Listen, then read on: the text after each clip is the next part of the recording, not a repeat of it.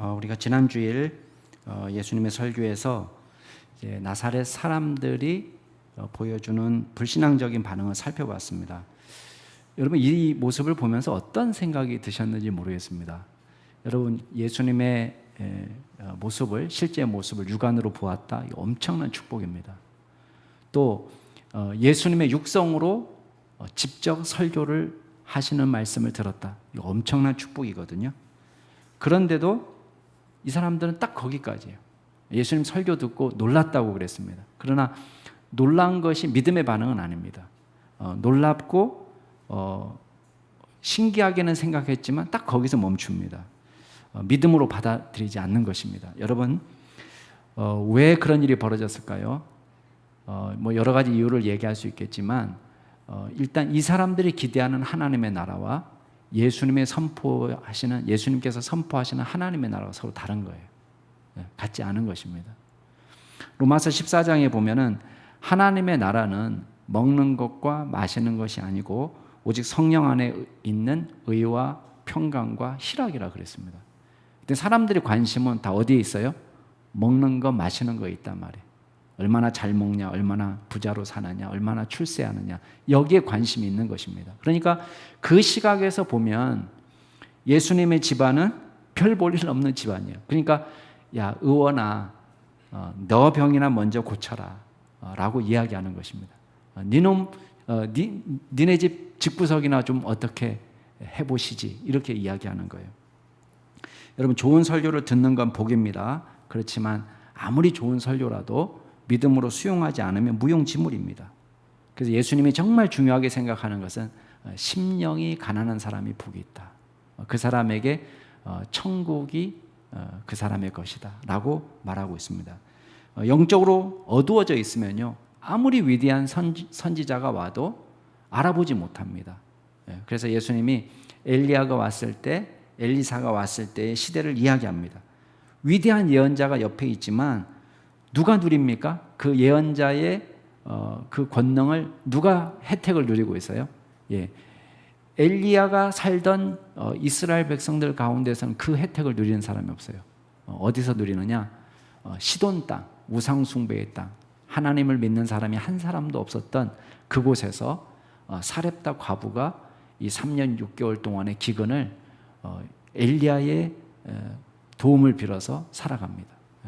엘리야를 통해서 역사하시는 하나님의 기적을 통해서 살아가는 것입니다.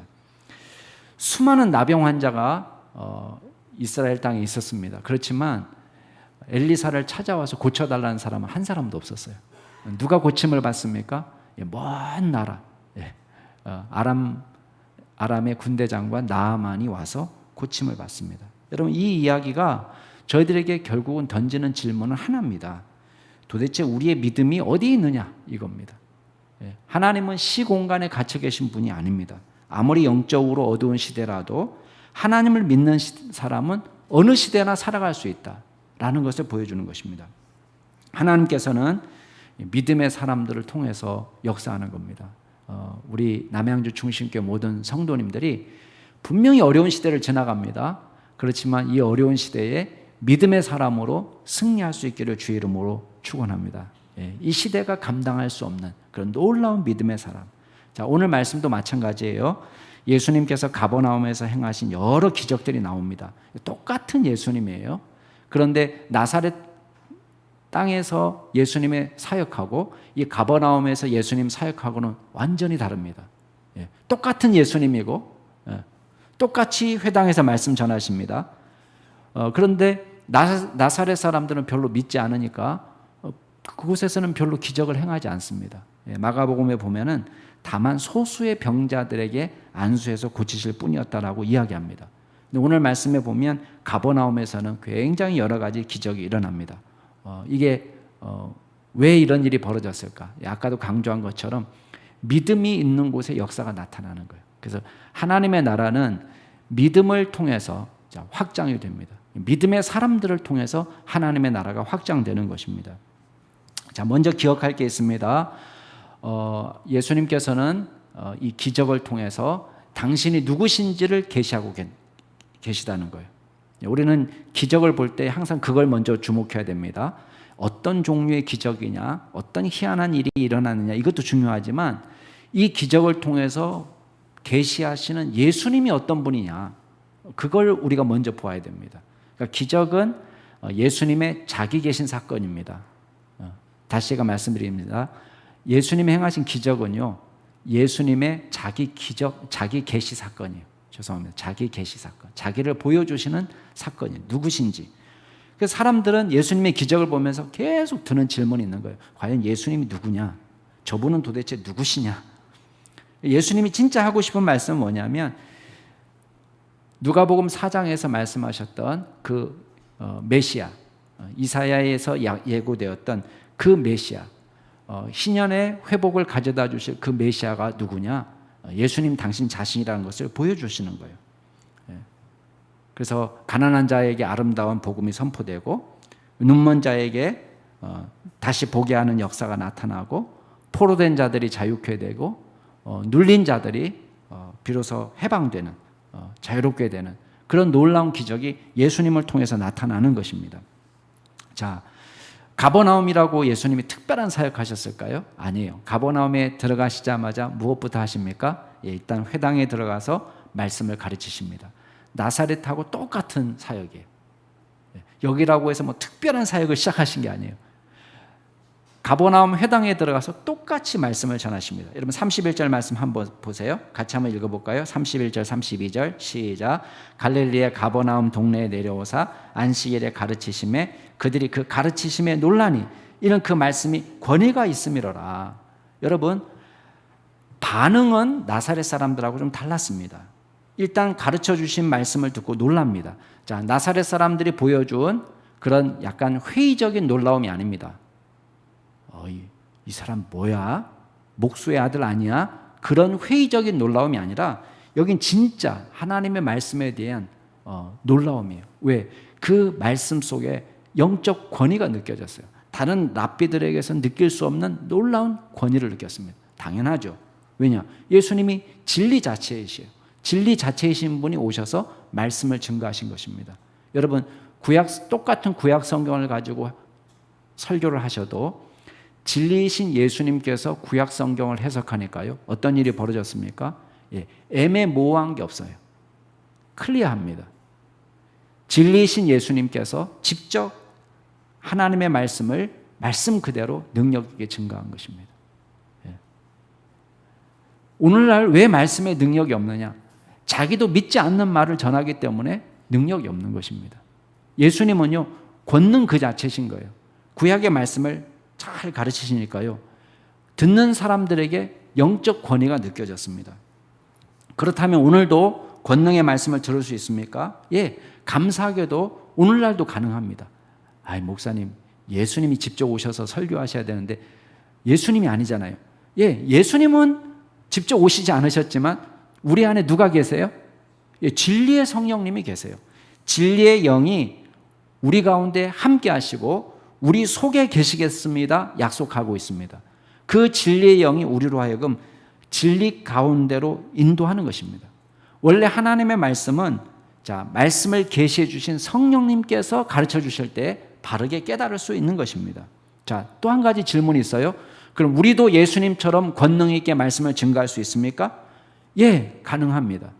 우리 힘으로 하는 건 아닙니다. 예, 오해하지 마세요. 우리의 말재주로 하는 건 아닙니다. 우리의 실력으로 하는 건 아닙니다. 성령님의 도우심을 받아서 우리가 말씀의 사람이 될 때에 우리를 통해서 말씀이 전해질 때 그게 능력 있는 말씀이 되는 것입니다. 초대교회 사도들에게 이런 역사가 나타났습니다. 여러분 사도행전 6장에 보면 스데반이 말씀을 증거할 때 어떤 역사가 나타났느냐? 지혜와 성령으로 말했기 때문에 사람들이 당하지 못했다고 그랬습니다. 여러분 기독교에 대해서 반박하는 사람들이 얼마나 많았습니까? 그런데 스데반이 나가서 말씀을 증거할 때는요, 스데반은 목사님이 아닙니다. 안수받은 집사님이에요. 근데 집사님이 나가서 말씀을 증거하는데 누가 함께 하시느냐? 성령님께서 함께 하시는 거예요. 그래서 지혜와 성령으로 말할 때에 평범한 스데반, 스데반은 또 사람들이 헬라파라고 알고 있잖아요. 헬라파 유대인. 그러니까 정통 히브리파도 아니에요. 근데 헬라파 유대인을 통해서도 하나님께서는 놀라운 역사가 나타난다. 여러분, 바울을 통해서도 마찬가지입니다. 고린도전서 2장에 보면은 바울이 고린도 교회에 편지하면서 이렇게 말합니다. 나를 통해서 하나님께서 역사하셨던 비결은 다른 데 있는 게 아니다. 내가 있을 때에 사람의 지혜로 하지 않고 오직 성령께서 가르치신 것으로 하니까 영적인 일은 영적인 것으로 분별하게 되는 것이다. 여러분, 바울의 권능의 비결은 뭡니까? 성령님과 동행하는 거예요. 여러분, 오늘날도 마찬가지입니다. 우리가 하나님의 말씀에 집중할 때에, 성경에 집중할 때에 하나님의 역사가 나타납니다. 바울은 가는 곳마다 하나님의 교회를 세울 수 있었습니다. 교회는 말씀과 성령으로 자라는 것입니다. 말씀과 성령으로 세워지는 것입니다. 그렇기 때문에 저와 여러분이 무엇에 집중합니까? 하나님의 말씀에 집중하는 것입니다. 여기서 우리가 주목할 게 한 가지 있습니다. 그게 뭐냐면 예수님이 오셔서 말씀을 증거하시니까요, 두 가지 반응이 나타나요. 자, 첫 번째 반응은 뭐죠? 말씀을 듣고 순종하는 반응이 하나 나타납니다. 또 한 가지 반응은 뭐냐? 말씀을 대적하는 자가 나타납니다. 그래서 하나님의 말씀이 선포되는 곳에는요, 갈등이 일어나게 되어 있습니다. 그래서 우리가 가운데 갈등이 일어납니다. 자, 33절 보니까 말씀에 반기를 드는 사람이 나타나죠. 회당에 더러운 귀신 들린 사람이 앉아 있었습니다. 이 사람이 크게 소리 지릅니다. 뭐라고 얘기하느냐? 아, 좀 나사렛 예수여, 우리가 당신과 무슨 상관이 있습니까? 우리를 멸하러 왔습니까? 나는 당신이 누군 줄 압니다. 하나님의 거룩한 자입니다. 여러분, 말씀을 듣고 가만히 조용히 있던 사람이 갑자기 일어나서 소리를 지르기 시작합니다. 여러분, 이 사람을요, 정신병자라고 생각하면 안 됩니다. 우리 일반적인 정신병자가 아닙니다. 이 사람은 평소에 멀쩡한 사람일 거예요. 안식일 회당 예배에 참석해서 지금 조용히 정기적으로 예배에 왔다 갔다 하는 사람이에요. 근데 이 어둠의 세력, 마귀에게 붙잡혀 살던 사람이 반응합니다. 언제 반응이 일어납니까? 예수님의 말씀이 선포되니까요, 반응이 일어나요. 자, 보세요. 예수님과 어둠의 세력이 공존하지 못합니다.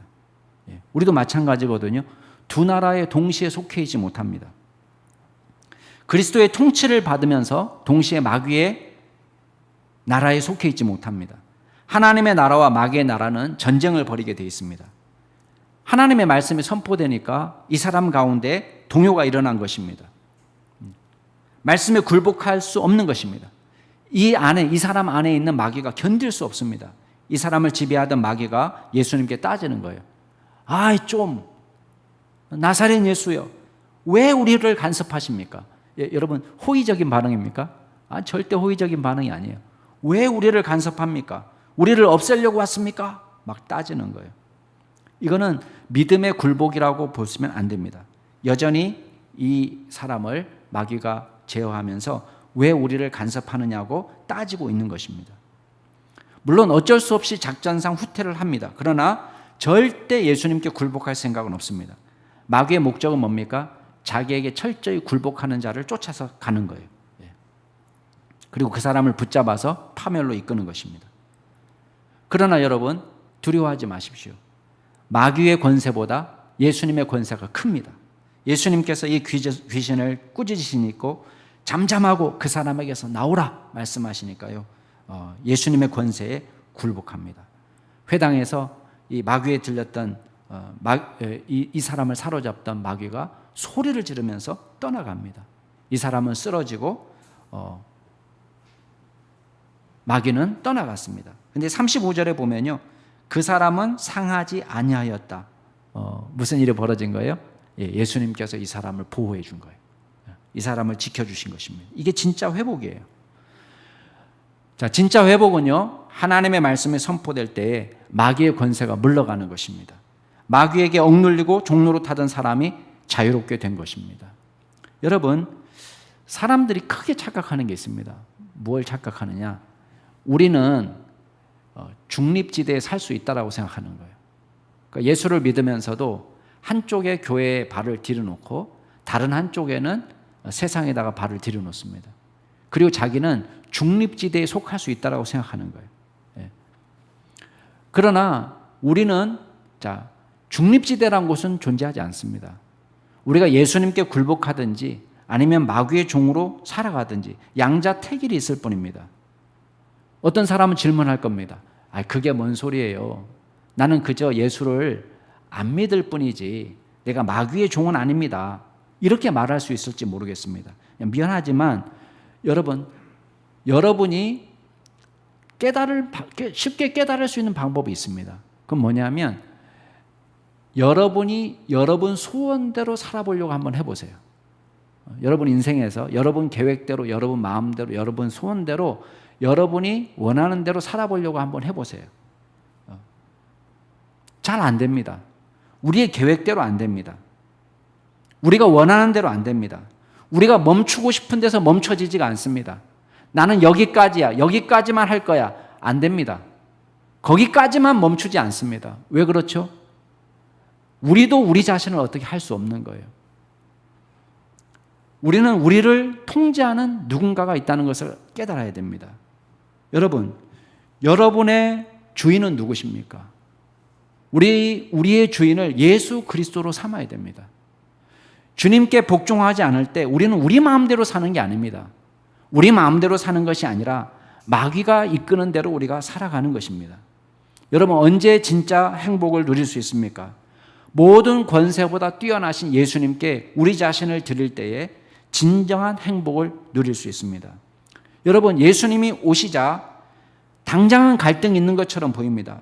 여러분, 예수님의 지배를 따를까? 예수님의 인도하심을 따를까? 마귀의 지배를 따를까? 우리 안에 갈등이 생깁니다. 그런데 예수님께서 마귀를 꾸짖으셔서 마귀의 지배 아래에 있는 그 사람을 구해주셨습니다. 그 다음에 이 사람에게 진짜 평안이 찾아오는 것입니다. 옆에서 보던 사람들이 다 깨달은 것이 있습니다. 여러분 36절 말씀해 보세요. 뭘 깨달았습니까? 같이 한번 읽겠습니다. 시작. 다 놀라 서로 말하여 이르되 이 어떠한 말씀인고 권위와 능력으로 더러운 귀신을 명함에 나가는도다. 뭘 깨달았습니까? 마귀의 권세도 제어하는 권능이 예수님께 있구나. 이걸 깨달은 거예요.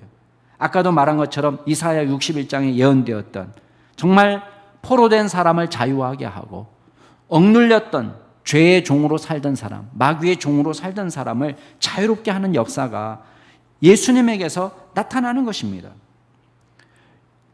무서운 압제는 뭐냐? 지금 이 사람들은 정치적인 압제를 무서워했을 겁니다. 로마의 압제에서 우리가 고통당하는 이 상황을 안타까워했을 것입니다. 그러나 그것보다 더 안타까운 일은 뭡니까? 마귀의 권세에 짓눌려서 마귀의 종으로 살아가는 것입니다. 어둠의 세력에 짓눌려서 살아가는 것입니다.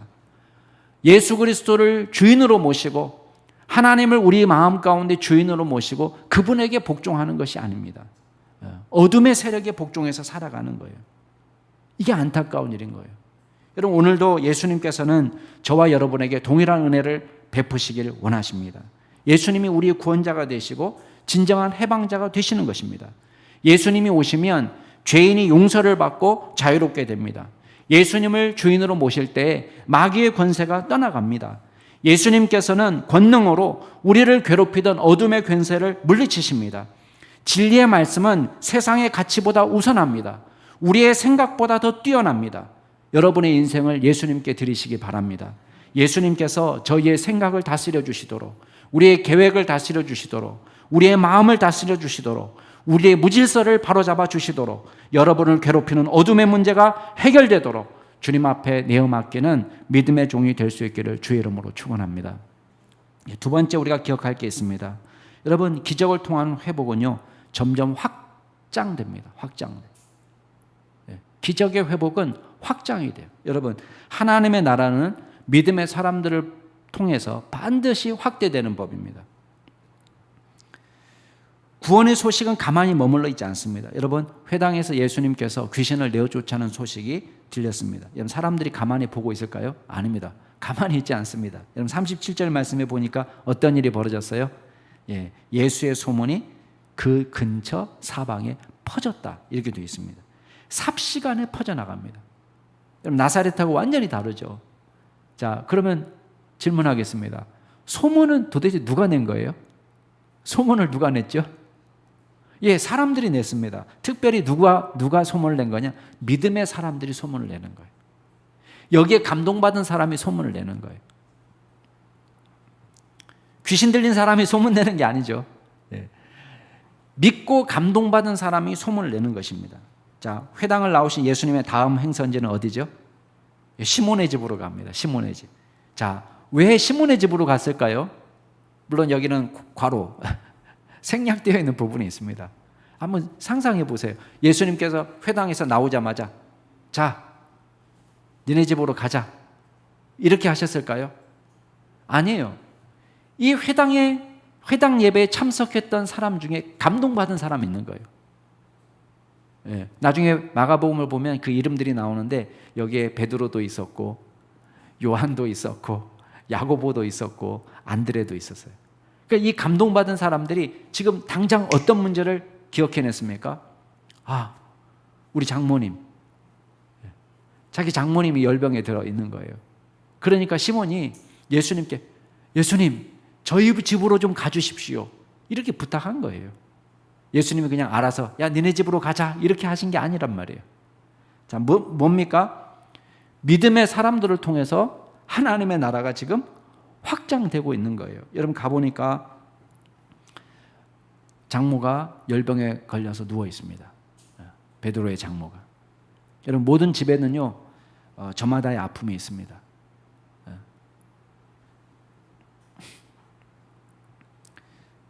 사람들이 볼 때는 우리 집만 고생하고 우리 집만 아픔이 있고 우리만 슬프고 우리만 어렵고 우리만 고통당하는 것처럼 보입니다. 그렇지만 제가 확신합니다. 100% 모든 집에 저마다의 문제가 있습니다. 저마다의 어려움이 있습니다.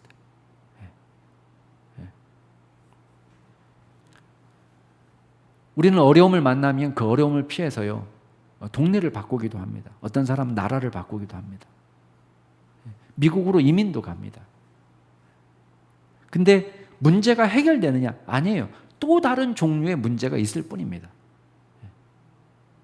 여기서 우리가 만나는 문제가 따로 있고요. 미국에서 만나는 문제가 따로 있습니다. 저마다 다른 문제를 만날 뿐입니다. 베드로 집에도 마찬가지예요. 어려움이 있었어요. 장모님이 열병으로 죽어갑니다. 여러분, 현대의학에서도 열이 오르면 이걸 진단하는데 고생을 많이 하죠. 도대체 열이 왜 오르느냐? 열이 오를 수 있는 이유는 수만 가지나 됩니다. 도대체 열이 왜 오를까? 그 당시는 더 그렇죠. 열이 오르면 속수무책인 거예요. 이게 도대체 뭐냐? 방광염이냐? 신장염이냐? 간염이냐? 뭐냐 도대체? 이 문제가 뭐냐? 말라리아냐? 뇌염이냐? 여러분 열이 오르는 수많은 이유가 있는 것입니다. 찾을 길도 없고 당시에는 당시 의학으로는 감당할 수 없는 일입니다. 근데요 잘 보세요. 38절에 보니까 이 문제를 위해서 기도하는 사람이 있었다는 거예요.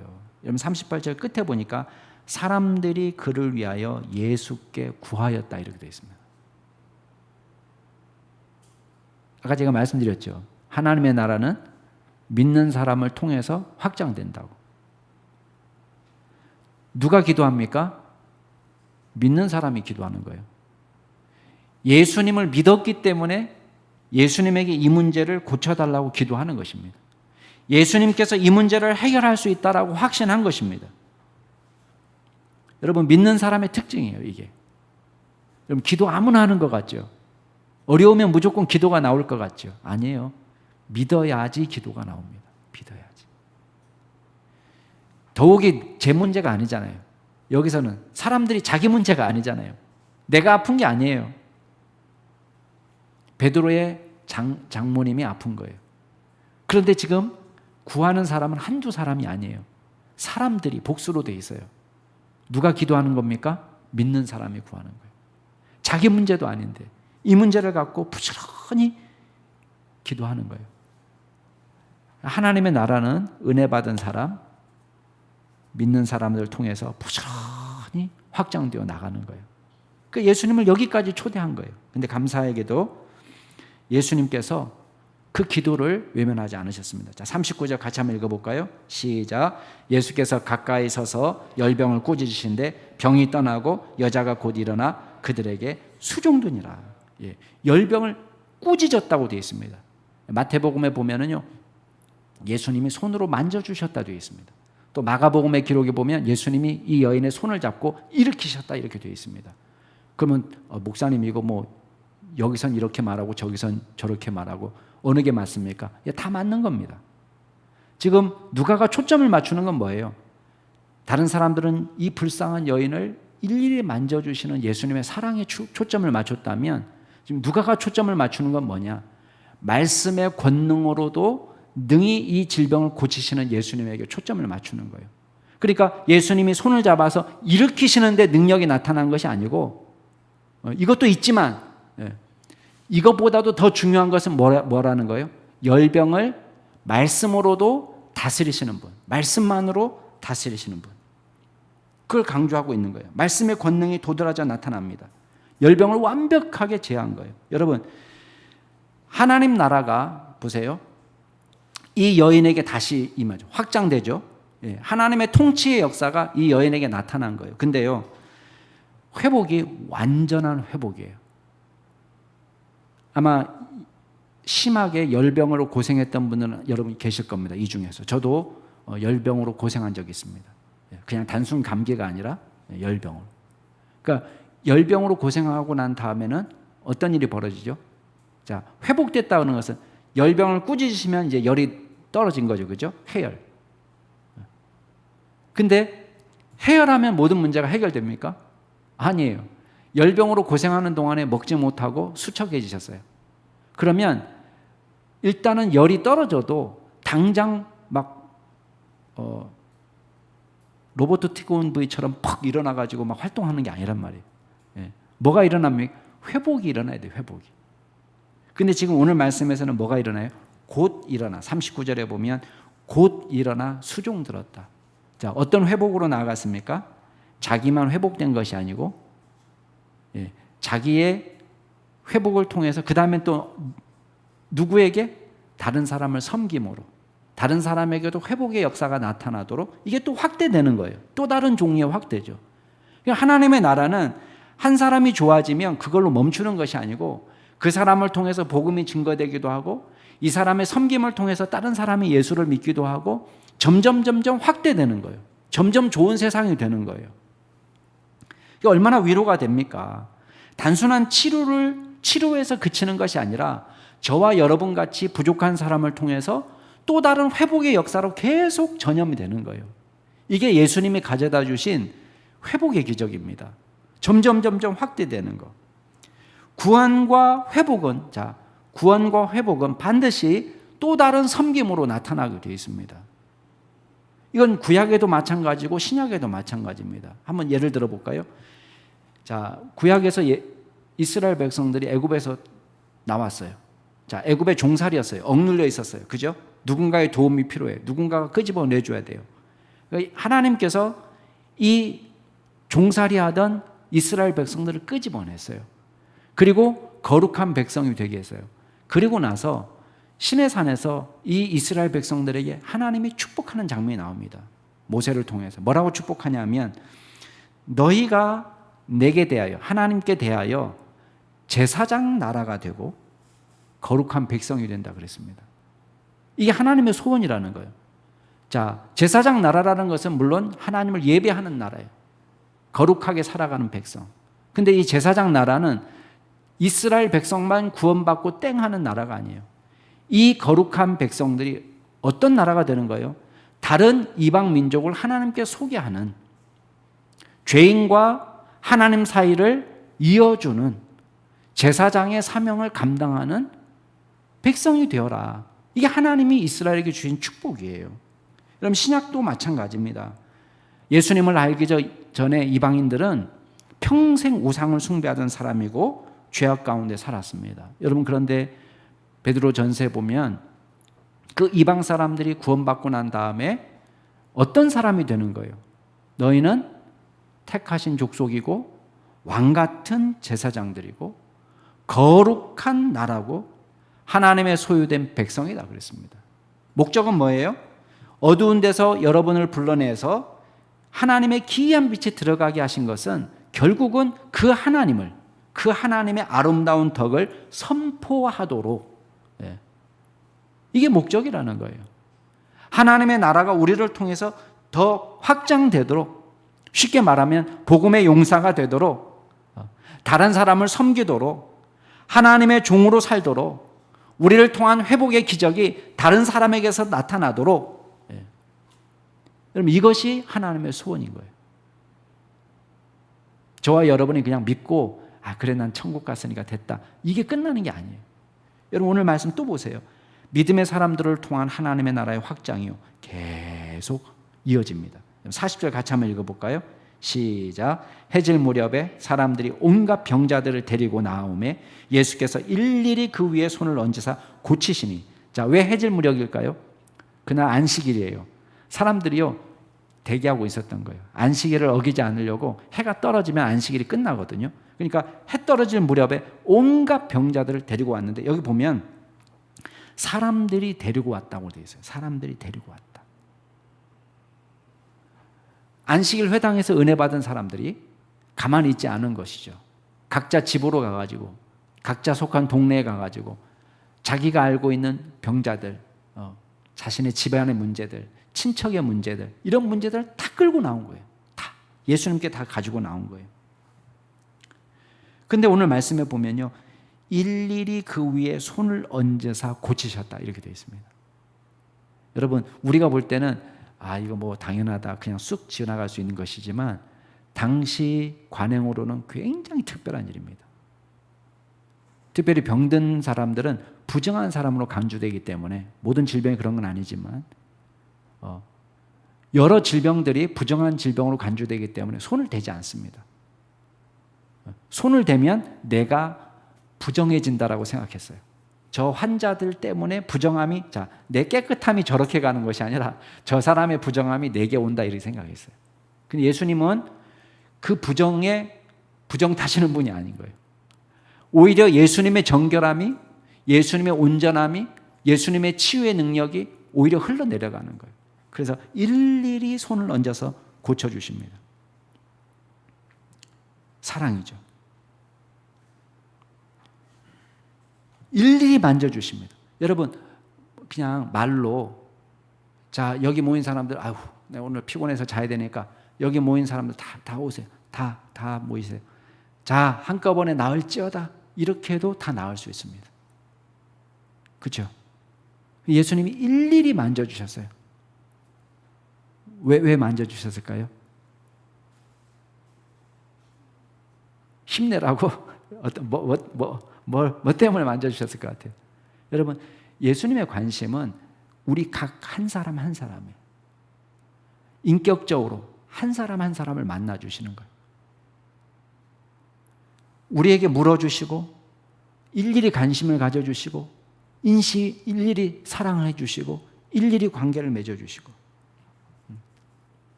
이게 예수님의 사랑입니다. 근데요 오늘 말씀해 보면 또 의외의 장면을 하나 만나요. 자, 아까 예수님의 권능의 사건 속에 갈등이 반드시 일어난다고 그랬죠. 여기도 또 갈등이 일어나요. 귀신들의 저항이 나타나요. 마귀의 저항. 여기 보니까 41절에 보니까 여러 사람에게서 귀신들이 나갔어요.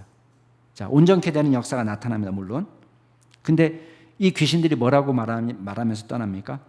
당신은 하나님의 아들이니이다, 그러면서 떠나는데 예수님이 꾸짖는 장면이 나와요. 그러면서 잠잠하라. 앞에서도 잠잠하라 이랬죠. 여기서도 말함을 허락하지 않았다는 거예요. 입 다물게. 그 이유는 그리스도이신 줄 알미라. 이 사람들이 좋은 거 아닌가? 자, 왜 이 사람들이, 이 귀신들이 떠나갈 때에 당신은 하나님의 아들입니다 라고 말하는 것을 말 못하게 했을까요? 물론 이제 성경에는 분명하게 우리에게 명시적으로 이야기하고 있지는 않습니다. 다만 이 귀신들이 예수님의 정체를, 예수님이 그리스도이신 줄은 알았다라는 정도의 정보만 우리에게 주고 있을 뿐입니다. 근데요, 자, 우리가 이걸 기억해야 돼요. 우리 말씀으로 보면은 존댓말로 되어 있기 때문에 당신은 하나님의 아들이십니다. 되게 정중한 것 같죠. 근데 이 헬라어에는 이런 존칭어가 없어요. 그러니까 사실은 우리식으로 이렇게 존경스럽게 번역한 것뿐이지 만약에 귀신들이 떠나갈 때 이렇게 존중하는 마음으로 이렇게 당신이야말로 하나님의 아들이십니다 이러면서 떠나갔을까요? 아니요. 네가 하나님의 아들이구나 이러면서 떠나갔겠죠. 어때, 좀 마귀 들린 사람 같습니까? 네가 하나님의 아들이구나 이러면서 갔을 거예요. 그러니까 사실은 이 고백은 믿음의 고백이 아니에요. 믿음의 고백은 회개와 순종과 추종이 따라오는 거예요. 근데 이거는 믿음의 고백이 아니에요. 하나님의 나라 확장을 위한 고백도 아닙니다. 뭐예요? 잠시 도망가는 거예요. 어두운 주방에다가 불빛을 확 비추면요, 바퀴벌레가 확 하면서 바퀴벌레 들어갑니다. 그죠? 그럼 바퀴벌레가 뭐라고 소리 지를 것 같아요? 야, 빛이다! 그러면서 들어가는 거예요. 회개합니까? 바퀴벌레가? 아니에요. 잠시 피하는 것 뿐이에요. 또다시 어둠의 세상이 오기를 기대하는 것 뿐입니다. 마귀는요, 잠시 피하는 거예요.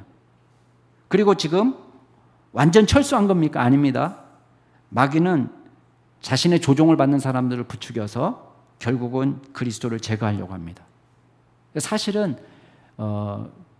그리스도인 줄 알았지만 이것도 마귀의 한계예요.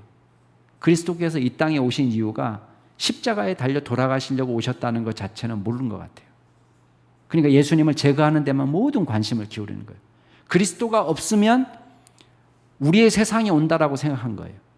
착각이죠. 예수님은 회개와 순종이 없는 귀신들의 고백은 거절하신 거예요. 우리의 고백은 어떤 고백이 되어야 되느냐? 단순히 지적인 고백이 아니에요. 믿음과 순종으로 나아가는 고백이 되는 거예요. 믿음의 사람들을 통해서 그래서 하나님의 나라가 확장되는 것입니다. 여러분, 마지막으로 우리가 기억할 게 있습니다. 자, 예수님이 우리에게 이렇게 기적을 보여주신 목적이 있어요. 진짜 목적. 자, 우리 아까 서두에서 하나님의 자기 계시라고 했습니다. 예수님이 어떤 분이신지를 보여주시는 것이다 그랬습니다. 자, 그걸 통해서 의도하신 진짜 목적이 있습니다. 그거 뭐냐? 하나님의 복음으로 우리가 변화되는 거예요. 우리가 구원받는 거예요. 복음으로 변화되는 거. 여러분, 우리는 자꾸만 현세적인 복에 집중합니다. 여러분, 물론 우리의 삶에 돈도 필요합니다. 건강도 해야 되겠죠. 어느 정도 여유 있는 삶도 필요하겠죠. 고통과 괴로움이 없는 평안도 필요합니다. 그러나 우리가 기억할 게 있습니다. 이거는요, 예수님이 우리 가운데 오셔서 좌정하실 때 이 모든 문제는 아무 문제가 안 되는 거예요.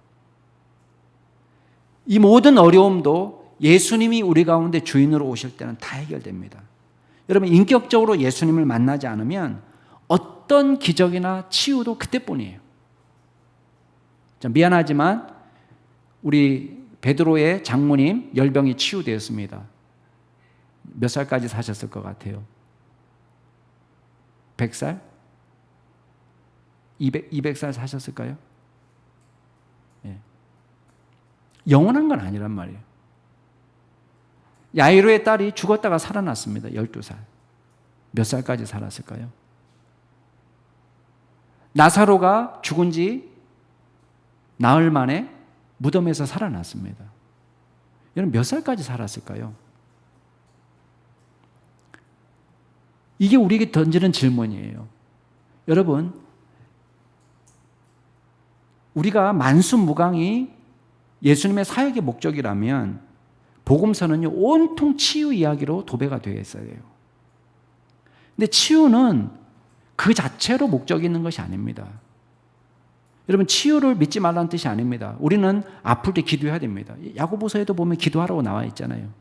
병든 사람이 있으면 교회 장로들을 청하여서 기름을 바르면서 기도하라고, 우리의 죄를 고백하면서 기도하라고 되어 있습니다.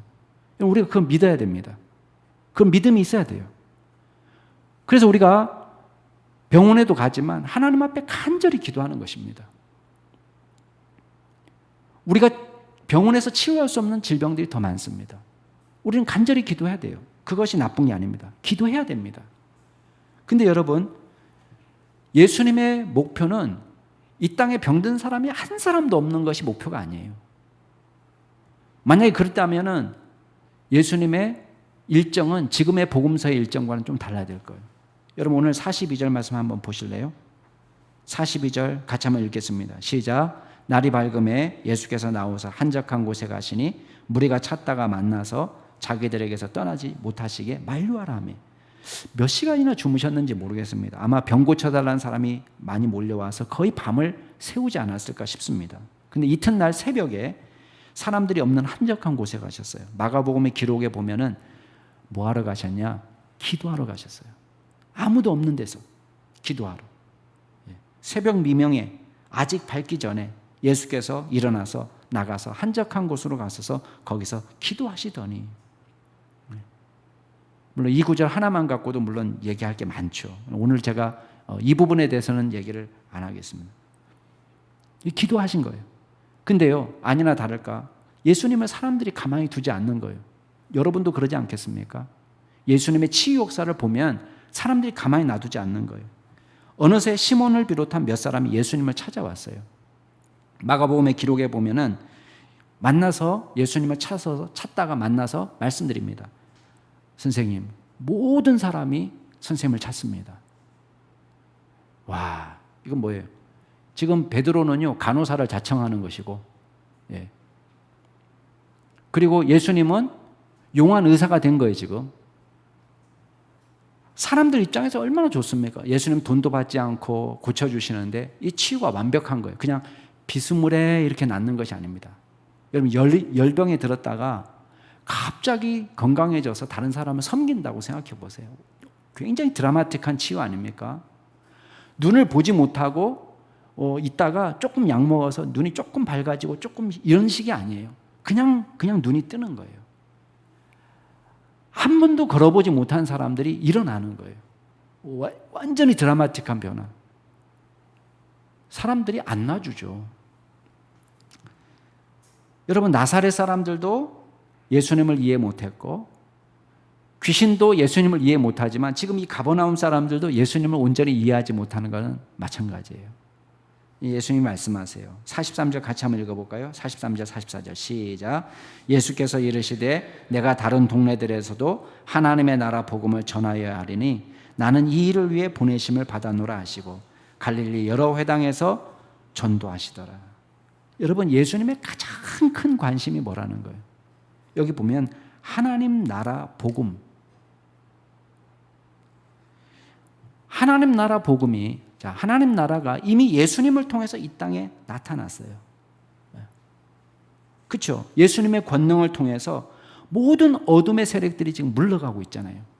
귀신들이 쫓겨나가고 더러운 부패한 삶을 살던 사람들이 변화가 일어나고 치유가 일어나고 회복이 일어나고 있습니다.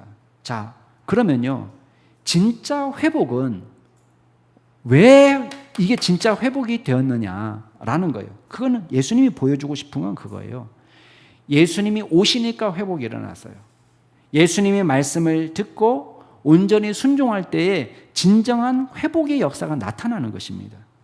진정한 복은 내가 고침받았다가 아니에요. 하나님과 내가 다시 하나가 되었다. 하나님이 나의 주인이 되시고 나는 하나님이 다스리는 나라의 백성이 되었다. 이게 진짜 회복입니다. 예수님이 계시면 내가 어느 곳에 살든지 상관이 없어요. 왜? 예수님은 우리의 부족한 모든 것을 메워주시는 분이니까.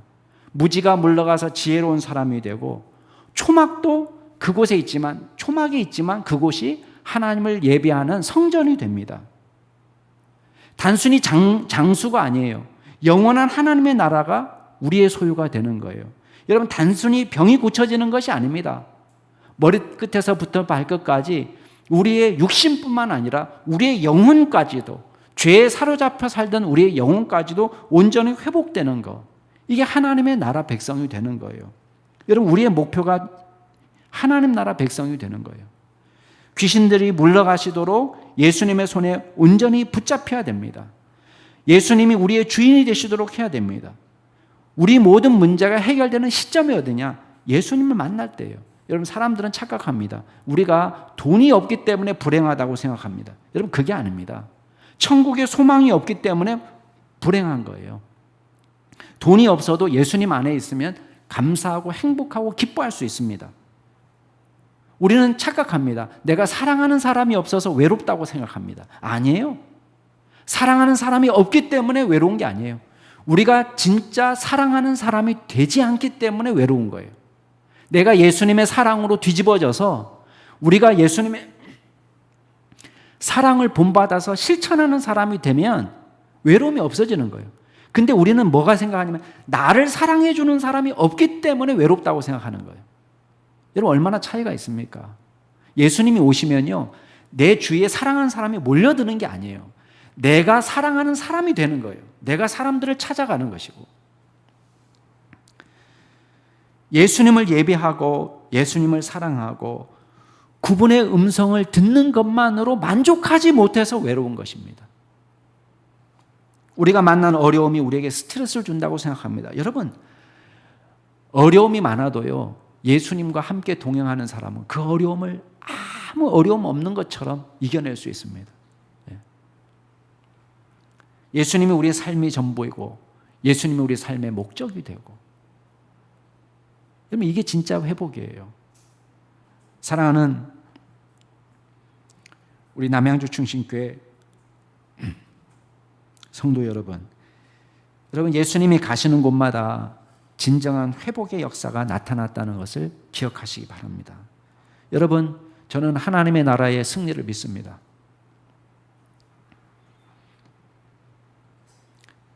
예수님께서 우리의 대장 되시기 때문에 그렇습니다.